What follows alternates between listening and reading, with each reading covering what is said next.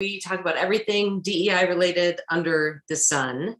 And I am so excited to have Trudy Bourgeois here with me. She and I, y'all go back in the archives. I have had Trudy on the series before, and every time she and I connect, there's just another aspect that we dig in on this work.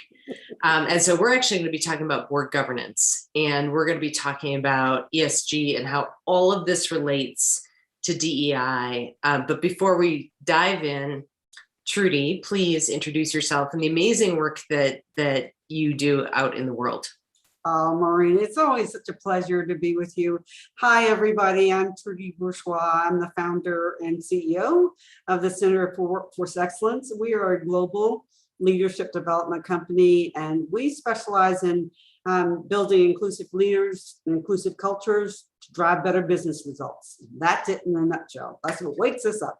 Yeah, and I will tell you, y'all, if you need to have some really courageous conversations and get real in your organizations, Trudy's your person. Thank you. Well, and just so many frameworks and tools and really actionable. And that's where you and I have always connected, right? About Yes. how do you create ongoing individual and systemic change to make work more inclusive?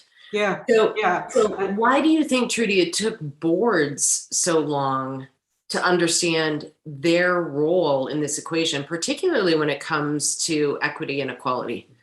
It is so interesting, Maureen, because I have asked myself that same question for years. And about a decade ago, I started saying to people, okay, this is all about human capital, and the board is responsible for governance oversight to mitigate risk. Why would this not be a top 10 component of some committee? And I did the research. I started researching to see, okay, is there some link? Would it be to audit? Would it be to compensation? Would it be to non-gov? Like where is this living? And so I interviewed a number of board people who said, well, you know, it just sort of goes to a lot of different committees, to which I said, all right, that doesn't sound right to me, because if this is really a business imperative, the way we describe it to be a business imperative, then it has to have, I believe it should have its own committee. But, you know, it really took, as you and I both saw with George Floyd and everything, it took an awakening for the board to actually start leaning in to its own responsibility and accountability. And it is slow going. I mean, you know, this whole ESG, which we'll talk about, is certainly, I think, accelerating the success. But you know the numbers, Maureen, in terms of representation on boards, and you and I know the numbers like the back of our hands. So that's why it's been slow going. Right. Because if somebody in the room hasn't lived it, experienced it, you know, it is fast. It's like this epic disconnect. Yep. And, you know, you call it an awakening. I call it real pressure. Like finally boards are experiencing real pressure, right? Their shareholders are asking, right? You know, if we look at things like from NASDAQ to be listed, right? I always say we're at a place where there is no place to hide. Yes. Around this. And I'm glad that has surfaced to the board level. So how do you see diversity and inclusion being connected to ESG, which, if y'all aren't familiar, that's environmental sustainability and governance? What's the direct line there? Yeah, well, there was actually several work streams that connect to it. First of all, ESG, just so that we're all on the same page, it really began many years ago. It wasn't referred to as ESG, it was just referred to as sustainability. And it was Lee Scott, who was then the CEO at Walmart, who stood up at a board meeting and said, we have to be a part of solving for some of these big societal issues. And one that he wanted to focus on happened to be the whole, how are your products made, that whole supply chain piece, right? But over the last few years, what has happened is organizations have realized that their customers want to see them be a part of solving for societal issues. And this is where the diversity and inclusion and the equity and the equality work started to really intersect, right? Because it's no longer acceptable in the eyes of the consumer and in the eyes of the employee for organizations to separate themselves from the communities that they serve, separate themselves from the atmosphere that they do their work in. It's no longer acceptable. Well, because there's no blend, and it's interesting when I look at even the evolution of Moxie, right? From sort of an entrepreneurial focus to a corporate focus many years ago, it was because we see business at the center of solving these big issues. That's right. Right. And so when particularly big enterprise, right, when they can be inclusive, yes, then we can solve a lot of these big issues. So now we're taking it all the way to the top, right? To the boards. So how then can boards really lean into this? How can they embrace this? Well, I think that they have to challenge themselves to walk the talk, because they're holding the CEO accountable for building a workforce from top to bottom that mirrors the face of the consumer. And so the board should reflect that, right? And so this is why you see a very serious and sincere effort towards diversifying the board in all kinds of ways. But I think, what gets measured gets the focus. Right.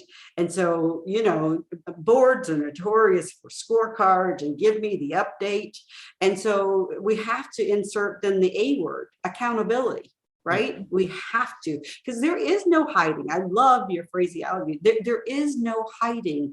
You take an organization like Procter & Gamble. I love the work that they're doing. They have a whole social justice department. So does Cisco. They are demanding that 50% of all the ads that are produced for them be produced by women. See, you have to, the board has to help guide the embedment into all facets of the operation, not just a D&I office over here. No, it really needs to be totally changed. And my humble opinion is that there is a new position that should be created that would replace the CHRO and would replace the CDO. And that would be a chief capabilities officer, because what boards should be asking the CEO about is what new capabilities are we building so that we can remain relevant? That's the key question. That's the governance question, right? Relevancy. That's the governance question. Well, yeah, and so let's lay all this on top of 65% of the workforce is looking. That we have a mental health crisis. We have, and if you look at the demographic shift that's happened globally, only 5 countries in the world have a young workforce. Every other country in the world, it's aging. So now we have both this imperative from people getting to choose where they're going to work. That's right. And so if you don't embed this literally in everything that you're doing, right? And I love this, how is the board governing in a way that's ensuring that this is woven through every practice, whether that's who we hire for our vendors and contractors, that's right, to every piece of our relevance as a company. So I think I want to ask you a follow-on to that, because you and I have both experienced this. I get people, particularly women and women of color, reach out to me and say, Mo, it's time. I'm ready to be on a board, right? Phenomenally qualified women. And they're sitting there and they can't find a board seat. So we hear all this talk, about wanting to diversify. And oh, by the way, even if you looked at the NASDAQ measures, what they said that, boards had to have, they didn't include disability, right? The largest underrepresented group. So there is this missing link between we're saying that we want this, but we're not interrupting the unconscious bias around who's qualified for board seats. And there's not that accountability. Because as soon as there's accountability, they're going to see all the rich talent that's out there and ready to serve, right? That then we'll bring this and we'll be probably much more willing to raise the hand and say, hey, wait, we're missing something here in terms of our governance strategy. That's right.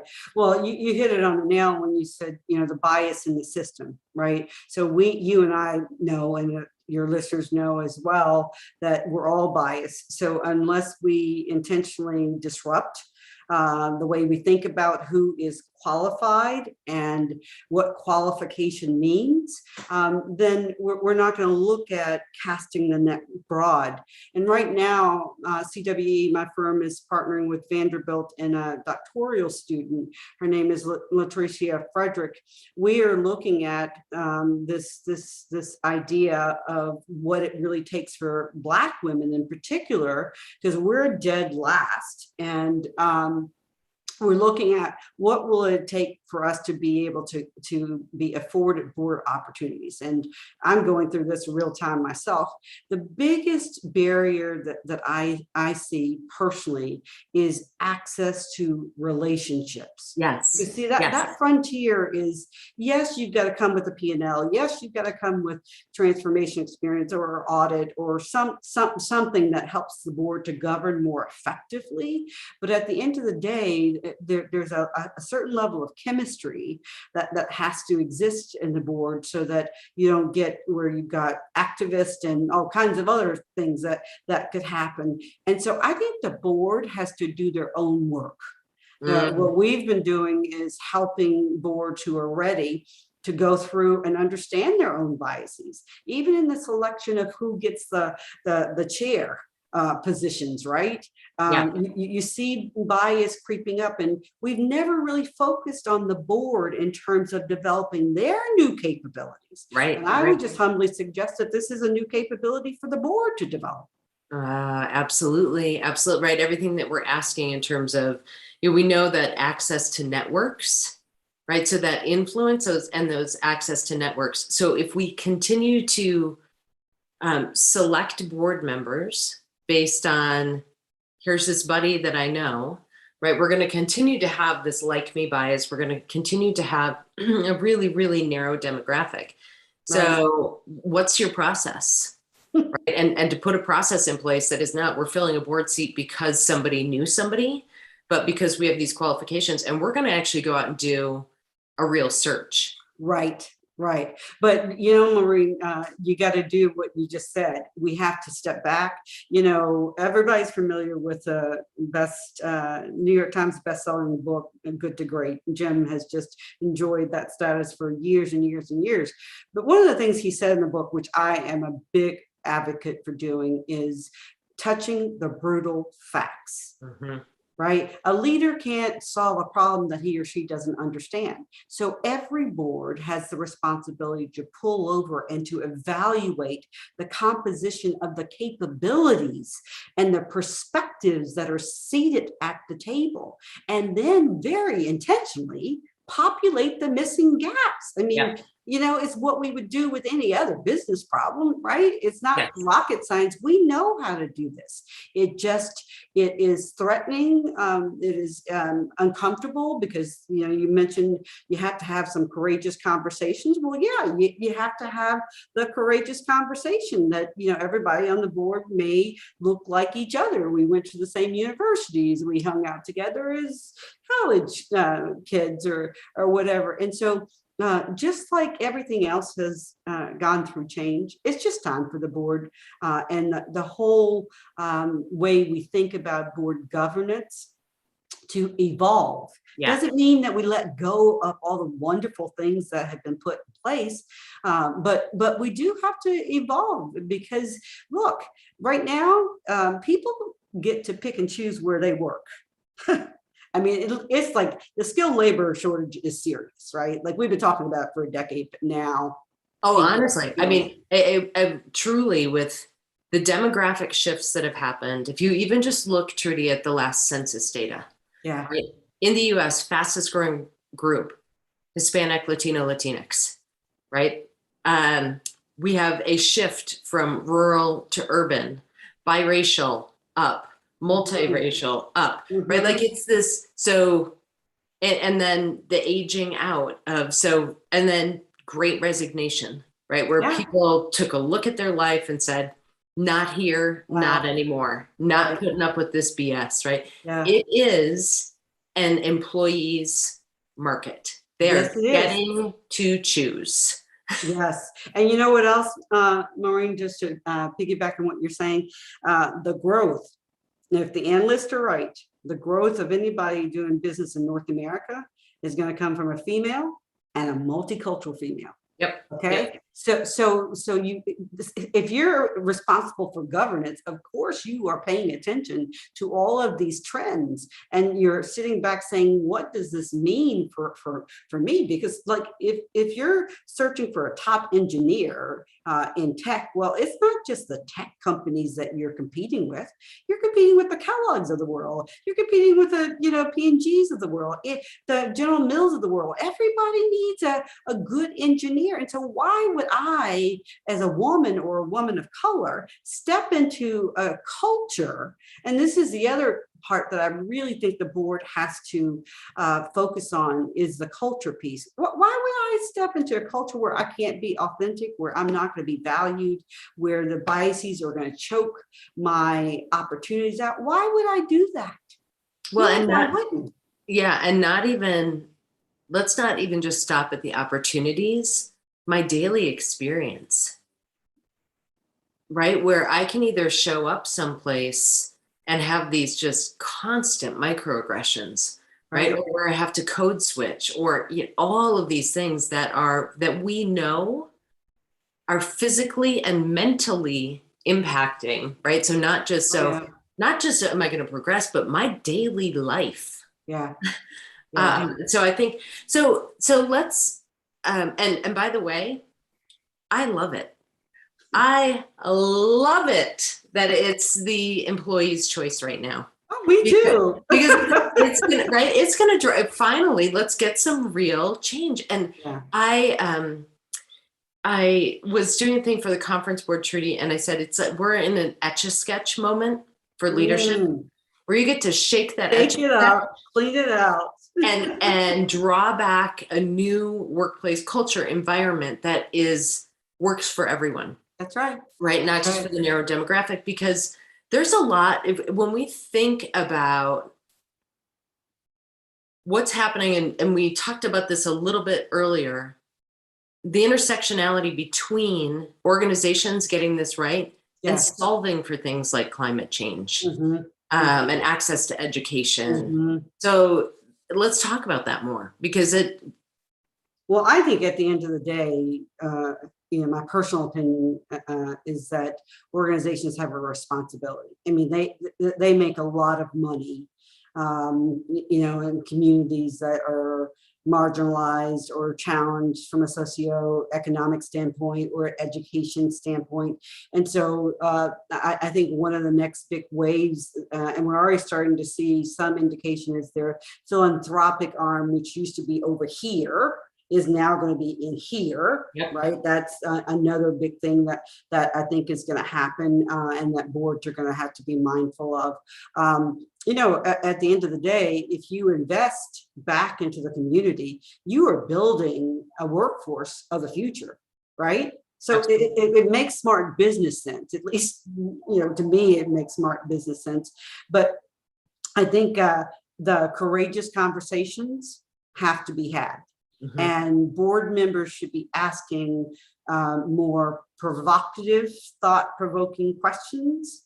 And they shouldn't be letting people off the hook That's why accountability scorecards measurements. I mean, you know, we all know what it feels like to go and present in front of the board. And you know, when you walk into that room, that the board is going to challenge your methodologies. They're going to challenge your results. Okay, so now the board has to say, I asked you last time about closing representation gaps, and the numbers that I saw were blank, blank, and blank. Or I asked you about where we're investing our philanthropic dollars, and you told me blah, blah, blah, blah, blah. Show me where your strategy has changed. Show me this evolution. Give me some sense of the progress that you are intending to make. And just this morning, I was on a call with a client. We were talking about preparing for report out to the board.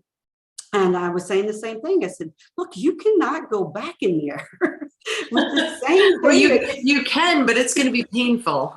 It is not going to be good, because I happen to know one of the board members on this particular company. And I said, he's going to ask you questions, and he's not going to accept, oh, we're making directional progress.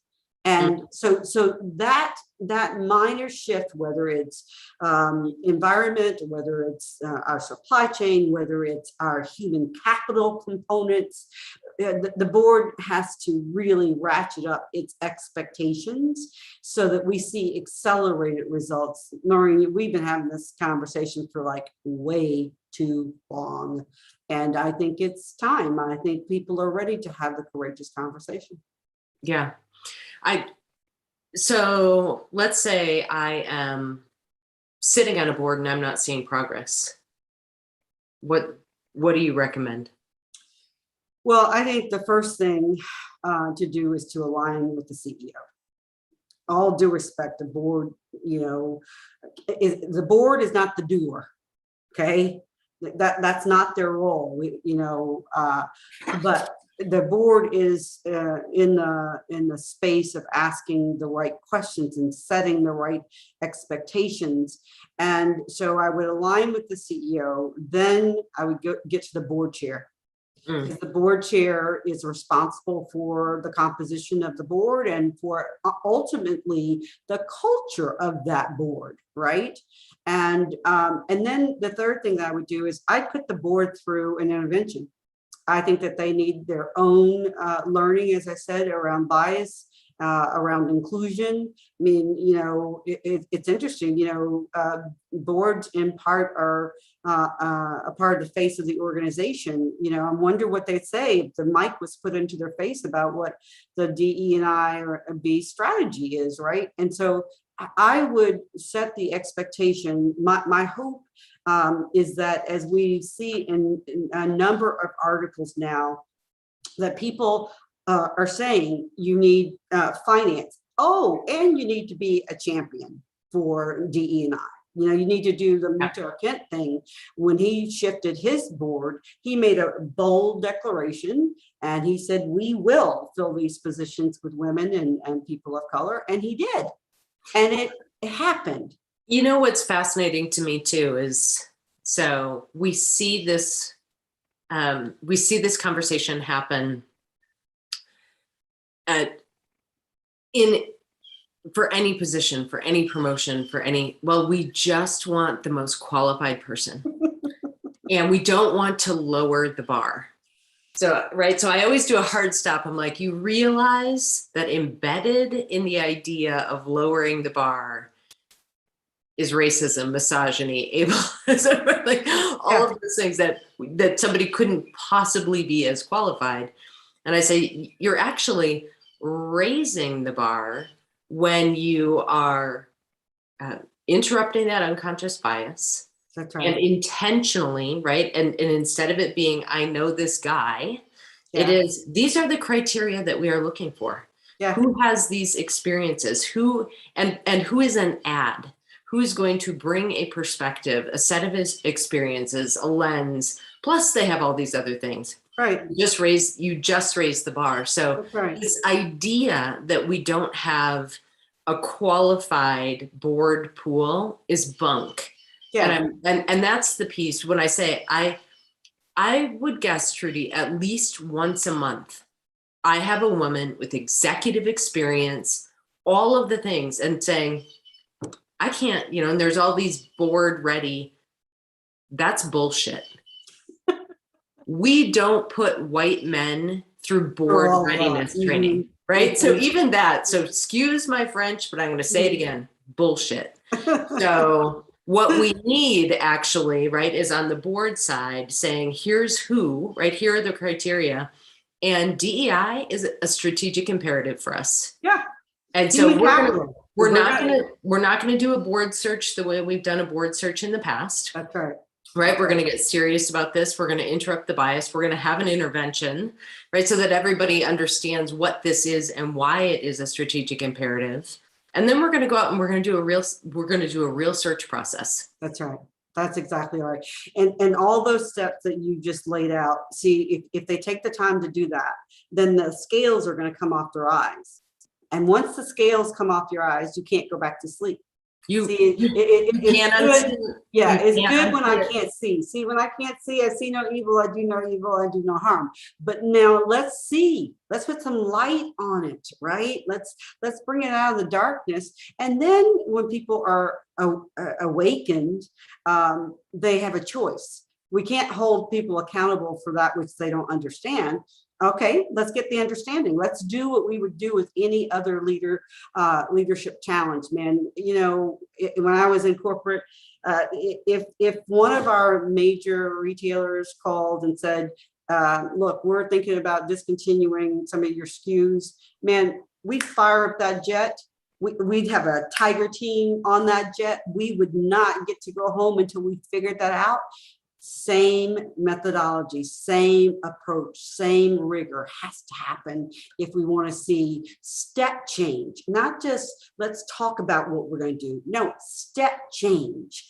I love that, the Business Roundtable is having conversations like this. And, the Business Roundtable is top 250 CEOs of the Fortune 500.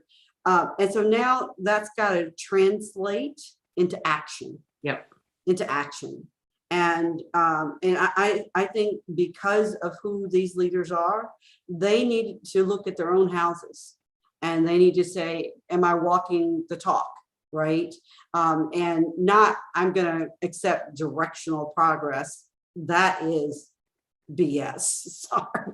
No, it is. It absolutely is. And again, this is where I like that there has been a dynamic shift around consumers asking, right? And saying, are you kidding me? You've only got, consumers, investors, employees, the pressure is real.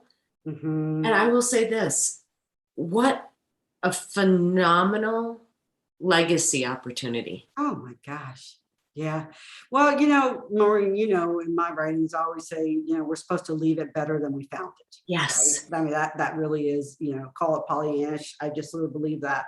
And so now is the opportunity, and there are just wonderful candidates out there. So, let's just stop with this. I can't find them. That doesn't sit very well. Let's just stop with that. If I were back in my corporate seat, I'd say, you haven't looked hard enough. Come back when you're ready. Come back when you're ready. And don't, the way you've always done it will get you what you've always gotten. So you actually need a better process. That's exactly right. It's not the next time it's the candidates. Yeah. Bring me a different strategy. Let me give me something different. And I think that that's what the board needs. And I honestly would say it's going to take disruption of the entire system. And the approaches, like you said, the way we think. And so, the choice is really ours, because, it used to be, we say, oh, that's them. Well, now we are those leaders. We are them. So game on. Let's not be what we said we didn't want to be when we saw them up there. Okay, we are them. Let us make the shift happen. Oh, Trudy, I knew this was going to be a great conversation. I know that you've got some great research, some great tools. We'll post those in the comments chat section. Sounds great. Leave me with one last truth bomb around this, around governance and DEI. I think the truth bomb is you as a board member are the steward of the future of the company. Don't play with it. Honor your responsibility. Do what you know is needed to be done and leave it better than you found it. Mic drop. I love talking to you, Maureen. You're great. Thank you for hosting and for putting this message out into the universe. I really appreciate your thought leadership and just your commitment to engaging in courageous conversations, because everybody doesn't have the courage to do so. So thank you very much. Oh, right back at you, Trudy. You have already left the world a better place. And you still have so much work to do in terms of, I know the impact that you will continue to have and are having. So thank you, thank you, thank you. I'm guessing you'll probably be back again. Let's do it. Let's find some other big, bold area that we need to explore. Why don't we? Why not? Thanks, Trudy, and everybody. Get out there and do the next right thing. And we will see you next week. We are actually continuing our DEI Thought Leader series with a panel on banking and finance. Yay, so join us next Tuesday at noon Eastern for that banking and finance panel, and get out there, do the next thing. We will see you then. Okay. Thank you so much, Maureen.